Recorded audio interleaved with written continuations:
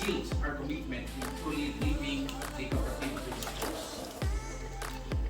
By coming here in 2019, I became in the practice of cooperative values and principles. This changes my mindset in the cooperative on how we work as a cooperative. I asked already our CFO if we can also allocate some of our extra funds for this purpose, and I hope the other cooperatives will do the same. Let us invest on education. Let's invest on education, and Co-op College of the Philippines is the one. It's the one.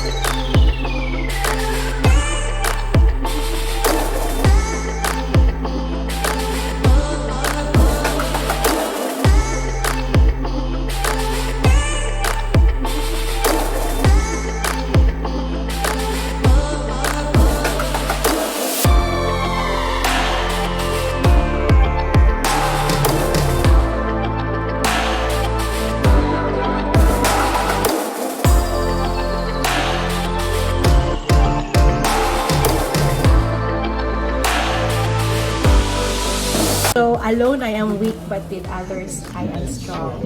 So I hope we will bring that back. You know that of course there will be differences and approaches and our things that we do business, but when we are grounded on the same values and principles, and when we think that you know, we cannot do it on our own, but there's really strength in unity.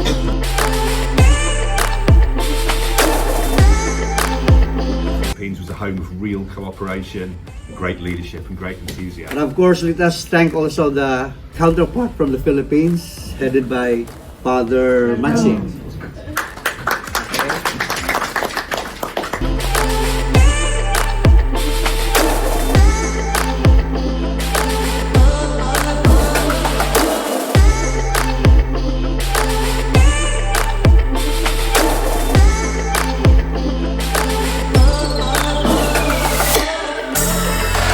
On the first day, I was really inspired because of the sharing on the history of Rochdale pioneers.